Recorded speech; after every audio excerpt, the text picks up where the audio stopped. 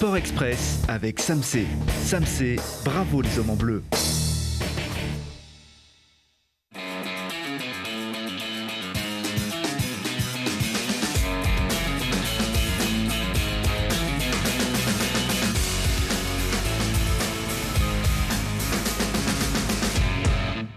Bienvenue à tous. Les exploits de nos athlètes ou les déceptions de nos valeureuses équipes. Ici, c'est l'essentiel du sport isérois, comme chaque lundi. Et donc, on se demandait ce qui pouvait arrêter le FCG Rugby en 2023. Réponse, Soyo Angoulême. Pourtant, bien peu en réussite cette saison. Les Charentais n'ont pas pris le melon, mais ils se sont offert la peau du FCG, qui n'avait pas perdu depuis le 9 décembre dernier. Grenoble a pourtant marqué le premier et mené 10-0 en première mi-temps, mais Angoulême a mis le paquet devant et marqué 2 essais de costaud. Grenoble a limité les frais, perd 21-16 et repart avec le point de bonus défensif. Les Grenoblois sont toujours deuxième de Pro D2 avec 3 points d'avance sur leur poursuivant et 19 points de retard sur le leader Oyonnax, le prochain invité du Stade des Alpes. Le GF38 n'est pas parvenu à confirmer sa victoire de la semaine dernière dans le derby des Alpes. Pourtant, les intentions n'ont pas manqué face à Sochaux. Le GF a multiplié les tentatives et s'est passé tout près, mais ce n'est pas tout d'y croire. Sochaux marque à la 88e minute un but exceptionnel dans un angle très fermé.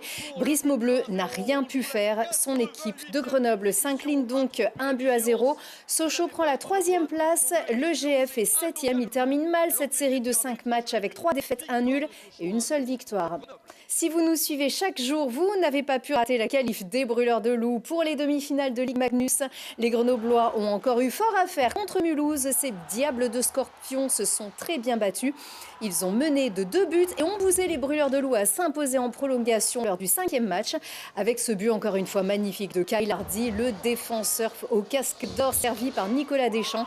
Soulagé, mais bien conscient qu'il faudra donner plus en demi-finale face à Cergy, comme l'an dernier à la même heure. On en reparle dans l'agenda. En roller hockey, on a cru à un coup de mou, mais non. Les Yetis de Grenoble se sont imposés à Clémenceau face à Vierzon. Même si l'adversaire a longtemps mené d'un but, les Grenoblois gagnent 4-1 et talonnent toujours d'1 point Villeneuve-la-Garenne, leader de ce championnat élite.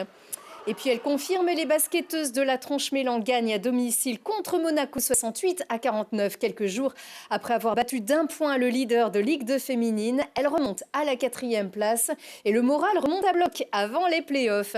Le moral de Ludovic Guillaudia pouvait-il être plus haut? Le Villardien réalise la plus belle saison de sa carrière sur le circuit du championnat du monde de freeride.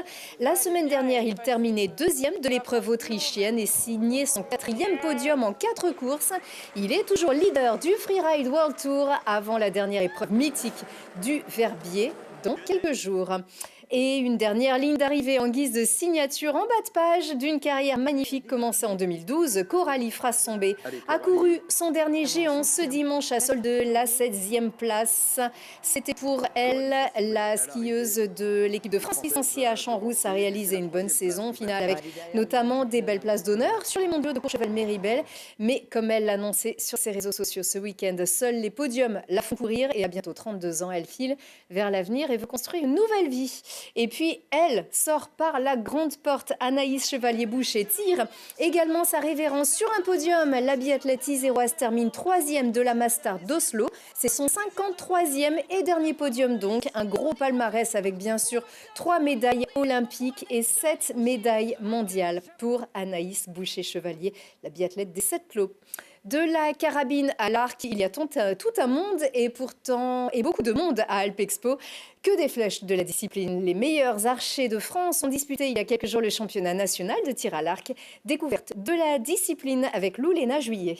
Leur cible, des blasons d'une 40aine de centimètres de diamètre dont le centre mesure entre 2 et 4 cm seulement.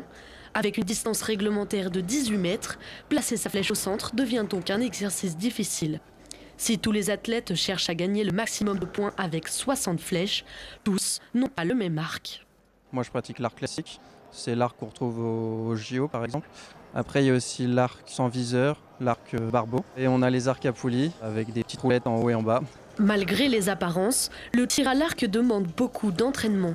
En plus d'une préparation physique, les pratiquants doivent surtout se doter d'un mental de fer. Il va se passer beaucoup de choses dans la tête. On a beaucoup de temps de réfléchir quand on est sur le pas de tir. On a 2 minutes pour tirer 3 flèches. Une flèche, ça peut prendre entre 5 et 15 secondes. Au final, on passe avec l'arc vraiment bandé dans les mains qu'environ 30 secondes. Moi, je sais que j'essaye de laisser l'idée arriver, de la laisser repartir avant de lever le bras pour tirer une flèche. Ça peut ressembler un peu à de la méditation, voilà, en pleine conscience, être sur le moment présent. On a une idée parasite, il y a de grandes chances qu'on rate, quoi. L'événement a été coordonné par la première compagnie d'arc du Dauphiné, une première pour ce club grenoblois. S'ils ont reçu l'aide technique de la Fédération française de tir à l'arc, les 60 bénévoles du club ont dû anticiper tous les imprévus d'un tel rendez-vous. Et on a commencé il y a pratiquement un peu moins d'1 an, mais on a commencé à travailler, à faire tout, ne serait-ce que de réussir à avoir la salle. C'est beaucoup de choses à prendre en compte. Là, s'il y a un record de France qui est fait par exemple sur le week-end, il faut qu'il puisse être homologué. Donc pour ça, on a plein de choses, des distances précises, des inclinaisons de cible, etc. La première compagnie d'arc du Dauphiné assurera le bon déroulement de ce championnat national les 2 prochaines années. Et un autre sport de précision qui marche aussi au mental, la danse sur glace, est une spécialité du club de Villard-de-Lans.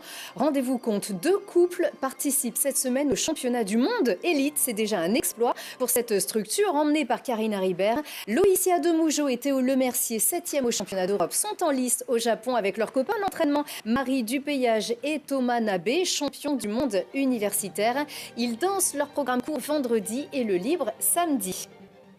Et sur la glace de Pôle Sud, les demi-finales de Ligue Magnus opposeront donc les Brûleurs de loup à Cergy. Les 2 premières manches se jouent mardi et mercredi à 20h. Le vainqueur de 4 matchs obtiendra son ticket pour la précieuse finale. Attention, affiche de rêve pour un match au sommet au Stade des Alpes. Le FCG, 2e de Pro D2, reçoit le leader Oyonnax qui trône avec 18 points d'avance au compteur.